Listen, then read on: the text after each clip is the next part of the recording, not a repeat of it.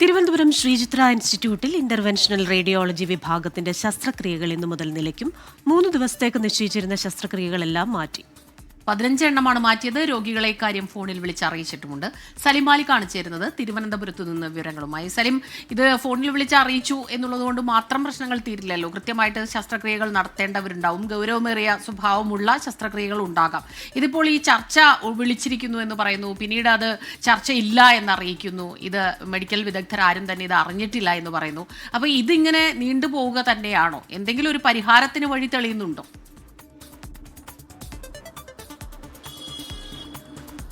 Good morning Smitha Christina.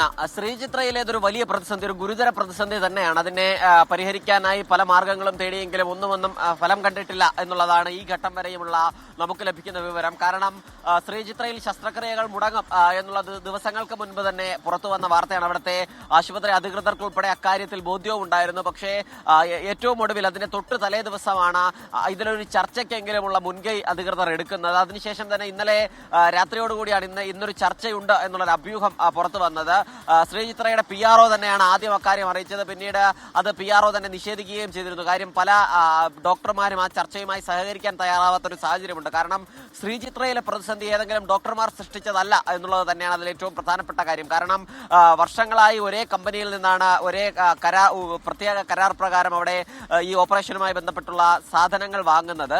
പക്ഷേ കഴിഞ്ഞ തവണ തന്നെ അവർ നിരക്ക് കൂട്ടി ആവശ്യപ്പെടുകയും കരാർ പുതുക്കണമെന്ന് ആവശ്യപ്പെടുകയും ചെയ്തതാണ്. പക്ഷേ വർഷങ്ങളായുള്ള ബന്ധത്തിന്റെ പേരിൽ കൂടി തൽക്കാലം 1 കൊല്ലത്തെ കൂടി ഈ നിരക്കിൽ നൽകിയാൽ അടുത്ത തവണ മുതൽ കരാർ പുതുക്കാമെന്ന് പറഞ്ഞെങ്കിലും ഇത്തവണയും അത് പുതുക്കിയിട്ടില്ല. ഈ കരാർ കമ്പനിക്കാർ പറയുന്നത് ഈ സാമഗ്രികളുടെ വില വല്ലാതെ വർദ്ധിച്ചിട്ടുണ്ട്. അതുകൊണ്ട് തന്നെ ഈ നിരക്കിൽ സാധനങ്ങൾ ലഭ്യമാക്കുക നടക്കുന്ന കാര്യമല്ല എന്നുള്ളതാണ് അവർ പറയുന്നത്. അതുകൊണ്ട് തന്നെ അതിൽ കരാർ പുതുക്കാനാണ് അവർ ആവശ്യപ്പെടുന്നത്. പക്ഷേ കരാർ പുതുക്കാൻ തയ്യാറാകാത്തത് കൊണ്ട് തന്നെ നിലവിൽ വിതരണം ചെയ്ത സാധനങ്ങൾ ഉൾപ്പെടെ അവർ കരാർ കമ്പനിക്കാർ തിരികെ എടുത്തുകൊണ്ട് പോകുന്ന ഒരു സാഹചര്യമുണ്ട്. അത് വളരെ നേരത്തെ തന്നെ അറിയിച്ചതാണ്. കരാർ കമ്പനിക്കാരും ഏതെങ്കിലും വളരെ പെട്ടെന്നെടുത്ത തീരുമാനമല്ല, വളരെ പെട്ടെന്ന് സാധനങ്ങൾ തിരികെ എടുത്തതുമല്ല. അവരും വളരെ നാളായി ആവശ്യപ്പെടുകയാണ്. അതിൽ ഒരു അനുകൂലമായ നടപടി ഇല്ലാത്തതോടുകൂടിയാണ് ശ്രീചിത്രയിൽ ഈ വലിയ പ്രതിസന്ധി, ഗുരുതര പ്രതിസന്ധി ഉണ്ടാകുന്നത്. അതുകൊണ്ട് തന്നെ അധികൃതരുടെ ഭാഗത്തു നിന്നുണ്ടായ ഗുരുതര പിഴവ് ഇതുമായി ബന്ധപ്പെട്ടുണ്ട് എന്നുള്ള കാര്യത്തിൽ തർക്കമില്ല. കാരണം ഡോക്ടർമാരും ഇക്കാര്യത്തിൽ മുന്നറിയിപ്പ് നൽകിയതാണ്, കരാർ കമ്പനിക്കാരും മുന്നറിയിപ്പ് നൽകിയതാണ്. അതിനുശേഷം ഈ 9-ാം തീയതി മുതൽ, അതായത് ഇന്ന് മുതൽ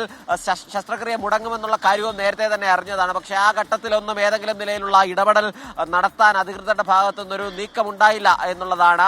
അപ്പോഴും അധികൃതർ പറയുന്നത് മുഴുവൻ ശസ്ത്രക്രിയകളും മുടങ്ങില്ല, ചിലത് മാത്രമേ മുടങ്ങൂ എന്നുള്ളതാണ്. പക്ഷേ ഇപ്പോൾ തന്നെ പുറത്തു വരുന്ന കണക്ക് പ്രകാരം 15 ശസ്ത്രക്രിയകൾ മാറ്റിയിട്ടുണ്ട്. അത്തരത്തിൽ പ്രവേശിപ്പിച്ച രോഗികളെ ഇക്കാര്യം അറിയിച്ചിട്ടുണ്ട്. മാത്രമല്ല ശസ്ത്രക്രിയയ്ക്കായി അഡ്മിറ്റ് ചെയ്തിരുന്ന രോഗികളെ ഡിസ്ചാർജ് ചെയ്ത് തുടങ്ങി. അങ്ങനെ സാധാരണക്കാർ ഏറ്റവും അധികം ആശ്രയിക്കുന്ന ശ്രീചിത്ര ആശുപത്രിയിൽ ശസ്ത്രക്രിയയുമായി ബന്ധപ്പെട്ട് വലിയ പ്രതിസന്ധി നിലവിൽ നിൽക്കുന്നു എന്നുള്ള കാര്യത്തിലും തർക്കമില്ല. സ്മിത ക്രിസ്റ്റീന. സലിം മാലിക്കാണ് വിവരങ്ങളുമായി തിരുവനന്തപുരത്ത് നിന്ന് ചേർന്നത്. 3 ദിവസത്തേക്ക് ശസ്ത്രക്രിയകൾ ഉണ്ടാകില്ല എന്നാണ് ഇപ്പോൾ അറിയാൻ കഴിയുന്നത്.